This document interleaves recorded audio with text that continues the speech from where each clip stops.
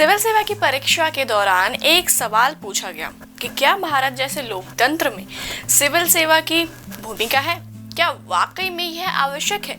क्या वाकई में इसकी जरूरत है?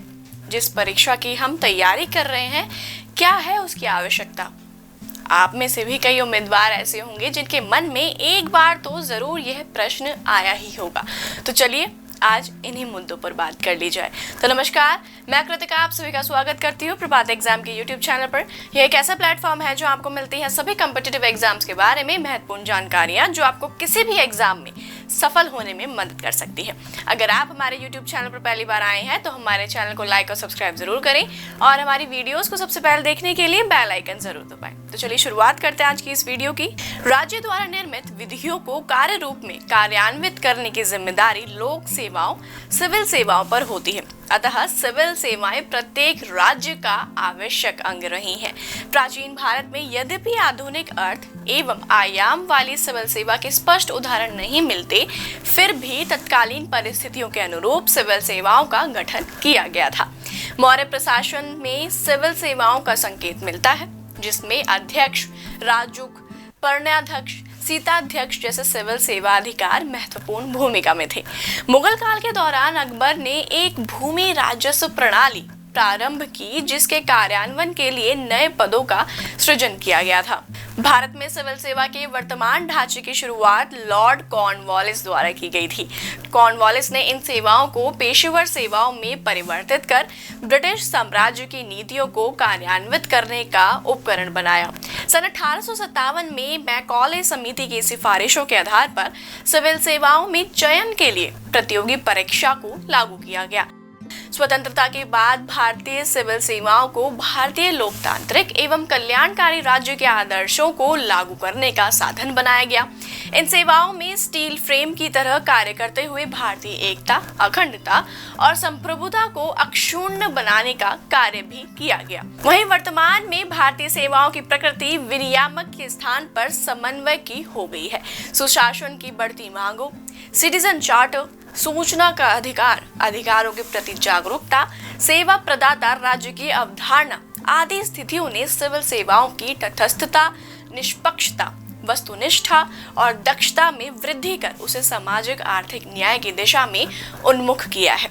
वैसे तो सिविल सेवा का सर्व प्रमुख कार्य राजनीतिक कार्यपालिका द्वारा निर्मित नीतियों को कार्यान्वित करना है। सिविल सेवक राजनीतिक कार्यपालिका को नीति निर्माण में परामर्श और तकनीकी सहायता प्रदान कर महत्वपूर्ण भूमिका निभाते हैं।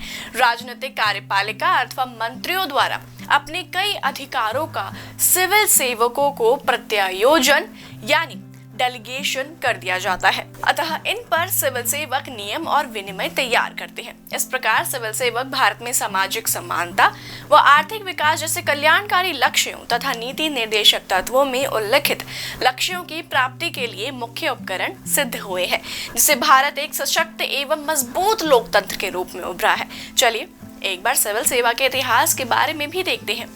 लोक सेवाओं का प्रारंभ प्राचीन काल में राजाओं द्वारा अपने शासन संचालन के लिए कर्मचारी रखने की पद्धति से हुआ था। प्रारंभ से ही इसका कार्य शासन द्वारा लक्षित कार्यों को पूरा करने से रहा है।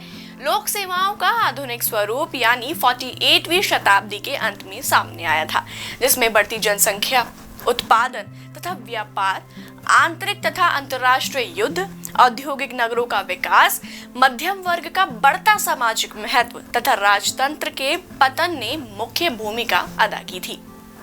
राजतंत्रात्मक शासन व्यवस्था से लोकतंत्रात्मक शासन व्यवस्था तक की पूरी विकास यात्रा में जैसे जैसे शासन का स्वरूप बदला गया, राजतंत्रात्मक शासन व्यवस्था में इसकी भूमिका सीधे शासित वर्ग के हितों की पूर्ति तक ही सीमित थी, जहां जनता के हितों की पूर्ति से इसका कोई विशेष प्रयोजन नहीं था। इसलिए लोक उत्तरदायित्व की भावना का प्रायः अभाव ही पाया जाता था। परंतु आधुनिक शासन व्यवस्था लोगों की इच्छा पर निर्भर करती है, इसलिए लोक उत्तरदायित्व शासन तथा प्रशासन दोनों का ही मुख्य चरित्र होता है। लोक सेवा जो कि नौकरशाही के द्वारा परिचालित होती है, लोकतंत्र का मुख्य वाहक है। वस्तुतः लोकतंत्र में लोक नीति निर्माण का कार्य विधायिका करती है, किंतु इन नीतियों या कानूनों के क्रियान्वयन का दायित्व सिविल सेवा का होता है। लोकतंत्र में सरकार की सफलता बहुत कुछ सिविल सेवा की क्षमता पर निर्भर करती है, क्योंकि एक तरफ यह सरकार का वह चेहरा होता है जो कि आम जनता के बीच होता है, तो दूसरी तरफ जनता की भावनाओं से सरकार को अवगत कराने का उत्तरदायित्व भी सिविल सेवकों का ही होता है, क्योंकि ये इनके बीच रहकर कार्य करते हैं।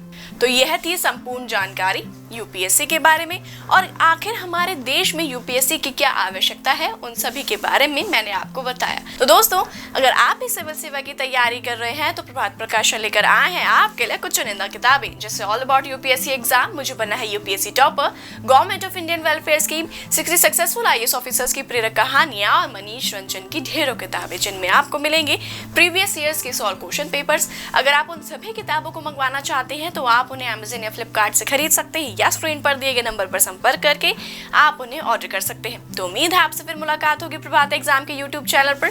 तब तक के लिए नमस्कार।